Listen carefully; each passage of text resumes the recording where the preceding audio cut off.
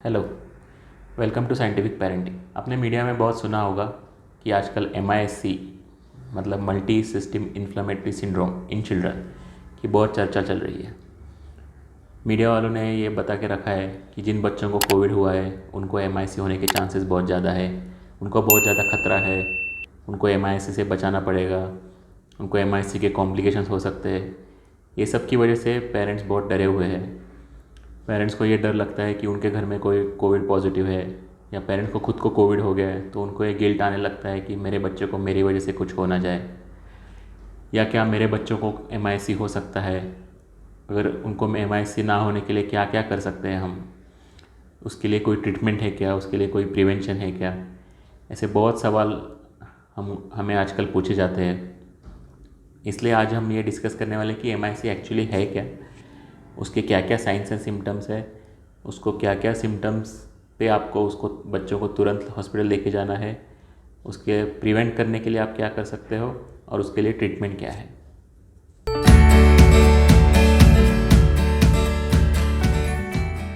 तो MIS-C का actual long form है multi system inflammatory syndrome in children. Multi system मतलब ये सिंड्रोम में आपका हार्ट, लंग, किडनी, स्किन या आपका डाइजेस्टिव सिस्टम, लिवर, ये सब इन्वॉल्व हो सकता है। इन्फ्लेमेटरी मतलब ये सब ऑर्गन्स में इन्फ्लेमेशन हो सकता है। और सिंड्रोम मतलब ये एक डिसीज़ नहीं है, तो तीन चार चीज़ों का मिला के एक बीमारी है, इन्फ्लेमेशन है, जिसमें बॉडी के ये सब ऑर्गन्स इन्वॉल्व हो जाते हैं। ये किसको हो सकता है ये बोलना तो बहुत मुश्किल है, या कौन आपके बच्चों को हो सकता है या नहीं, या किसी और के बच्चे को हो सकता है या नहीं, कब हो सकता है एग्जैक्टली, ये सब बताना बहुत मुश्किल है। पर इसके जो चीज़ें हमें पता है वो आज हम डिस्कस करते हैं। पहली चीज़ तो ये क्यों होता है, ये किसी को ज़्यादा पता नहीं है। ये मेनली कोविड इन्फेक्शन जिनको होके गया है उनको ये होने का चांसेस रहता है। अब देखते हैं इनके साइंस एंड सिम्टम्स क्या है। MIS-C में जो मेन कोविड के सिम्टम्स है, जैसे बुखार आना, पेट में दुखना, उल्टी होना, गले में दुखना, खांसी, ये सब सिम्टम्स तो है ही।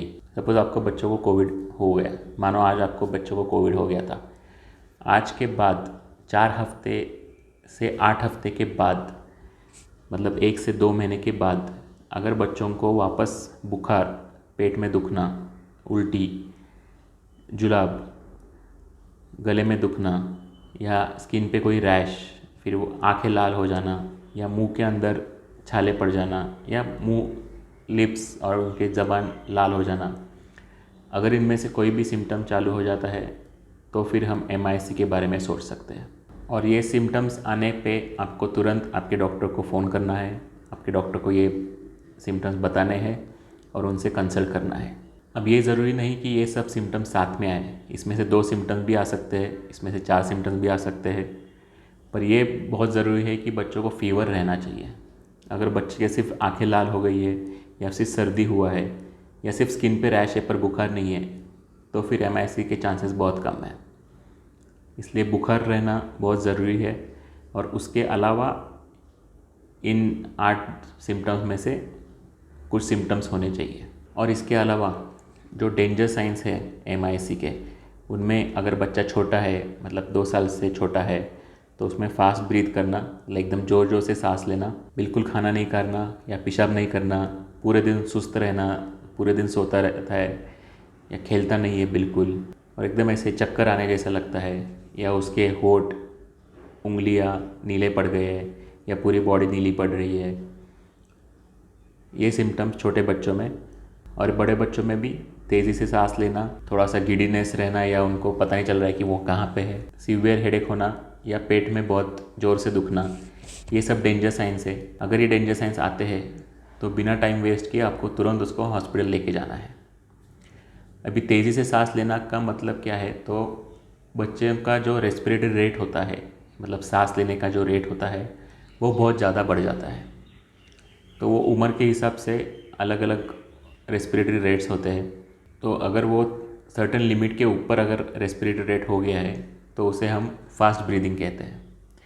या बच्चों की छाती, जो चेस्ट वॉल होता है, वो अंदर नीचे होना, ये भी एक डेंजर साइन ही है।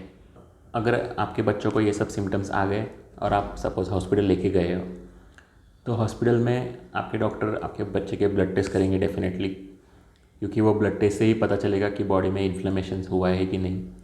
उसमें कई सारे ब्लड टेस्ट होते हैं। उसमें 2D इको होता है, हार्ट की सोनोग्राफी होती है, पेट की सोनोग्राफी होती है। सीटी स्कैन इसमें नहीं होता है क्योंकि सीटी स्कैन का कोई रोल नहीं है। हाँ, अगर उसको बच्चे को बहुत खांसी है या चेस्ट में इन्फेक्शन लग रहा है तो ही सीटी स्कैन हो सकता है। और बाकी मेन तो उसका ब्लड टेस्ट से ही पता लग सकता है कि उसको MIS-C है या नहीं। अब ये MIS-C किसको हो सकता है या किसको नहीं हो सकता, ये बताना तो एक्चुअली पॉसिबल नहीं है। पर कुछ बच्चे ऐसे हैं जिनको हाई रिस्क में कंसिडर किया जाता है MIS-C के लिए।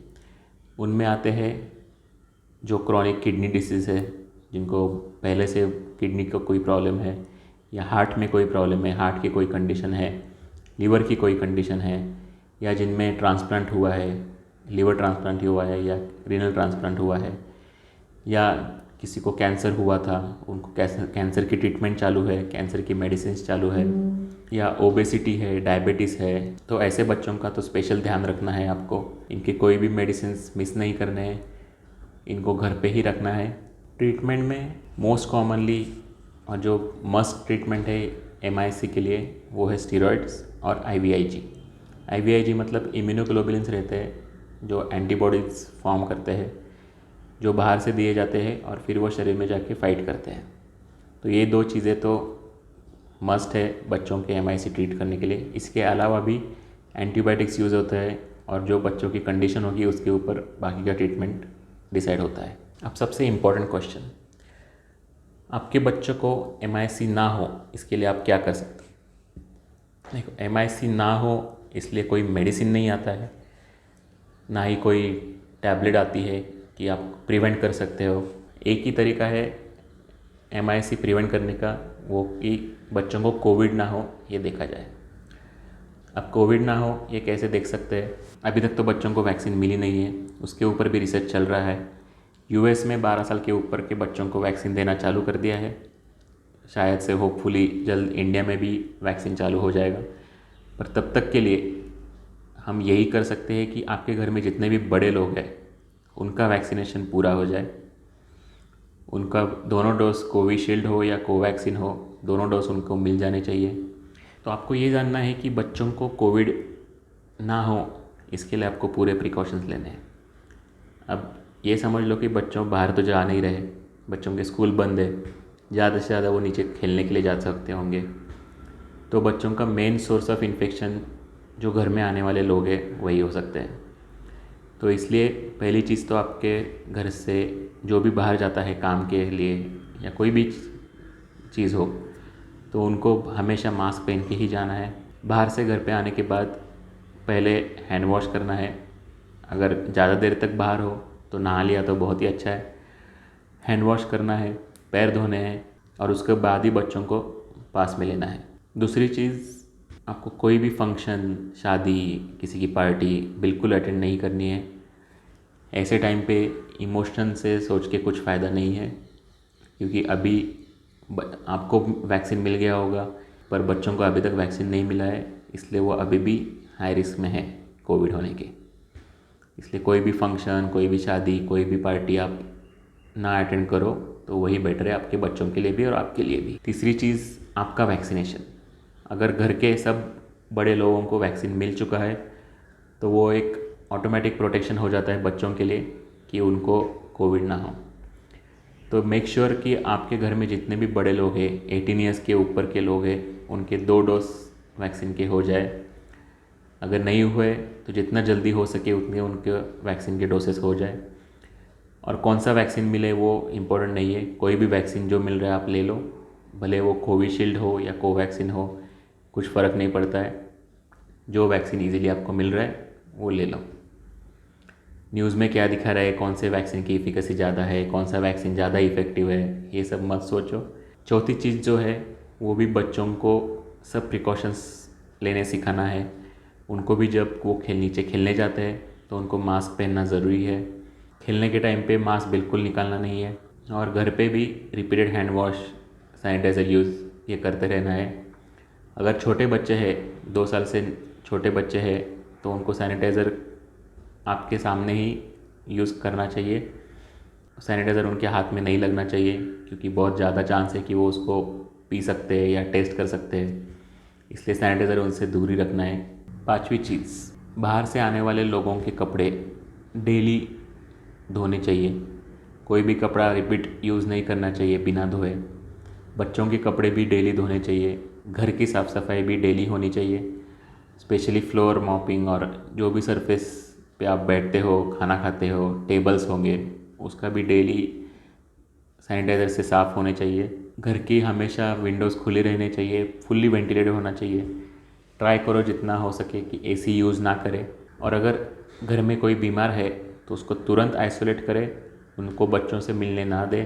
पर अगर मदर पॉजिटिव है या मदर को सिम्टम्स चालू होते हैं, और अगर छोटा बेबी है, तो फिर कोई ऑप्शन नहीं है कि बेबी को ब्रेस्ट फीडिंग के लिए मदर के पास ही रहना पड़ेगा। पर ये एक एक्सेप्शन है, पर बाकी कोई भी सिचुएशंस में पॉजिटिव पेशेंट से या किसी को भी सिम्टम्स डेवलप होते हैं, उनसे बच्चों को दूर ही रखना है। अब सबसे मोस्ट कॉमनली हमें जो क्वेश्चन पूछा जाता है पेरेंट्स से, कि वो है कि क्या हमें MIC से डरना चाहिए, क्या मेरे बच्चों को MIC हो सकता है। अब इसका आंसर तो यही है कि आपको MIC से नहीं डरना चाहिए बिल्कुल, क्योंकि ये एक तो बहुत रेयर चीज़ है, बहुत कम बच्चों में देखा जाता है।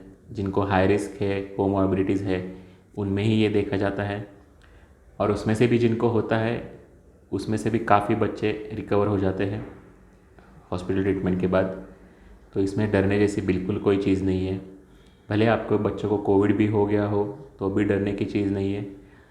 बस आपको हर एक चीज़ का ध्यान रखना है, हर एक प्रिकॉशन लेने हैं, आपको भी लेने हैं, आपसे बच्चों को भी लेने कहना है। आपको मेक श्योर करना है कि वो सब प्रिकॉशंस ले रहे हो। आपसे उनको फिज़िकल एक्टिविटी करवानी है, उनको एक्टिव रखना है, दिन भर टीवी मोबाइल इसके सामने नहीं रखना है। उनकी जो भी पढ़ाई हो, जो भी ऑनलाइन क्लासेस हो, इसके अलावा उनका स्क्रीन टाइम बिल्कुल ज़ीरो होना चाहिए। उनको घर पे पढ़ने के लिए बुक्स दो, ड्राइंग के लिए बुक्स दो, या जो भी उनके एक्स्ट्रा करिकुलर एक्टिविटीज़ है वो उनको करने दो। MIC से डर के कुछ होने वाला नहीं है, ना ही इसकी कोई ट्रीटमेंट है। आपको कोई कुछ भी बोले कि ये उसको खिला दो, ये दवा उसको दे दो, इससे MIC नहीं होगा, तो ये बिल्कुल झूठ है। ऐसा कोई भी दवा नहीं है MIC के लिए कि जो उसको प्रिवेंट कर सकता है। तो आपको बस प्रिकॉशंस लेके रहना है, घर में सबको प्रिकॉशंस लेने बोलना है, इसको बिल्कुल लाइटली नहीं लेना है। इसके अलावा आपको कुछ करने की ज़रूरत नहीं है। एक सेपरेट वीडियो में हम ये भी बात करेंगे कि बच्चों की इम्यूनिटी घर पे कैसे बढ़ाई जा सकती है। बस आप घर पे रहो, बच्चों का ख्याल रखो, आपका खुद का भी ख्याल रखो, आपको भी कोविड ना हो इसके लिए प्रिकॉशंस लो, ताकि आपको बच्चों को वो इन्फेक्शन ना हो, और अपना ख्याल रखो। Stay home, stay safe.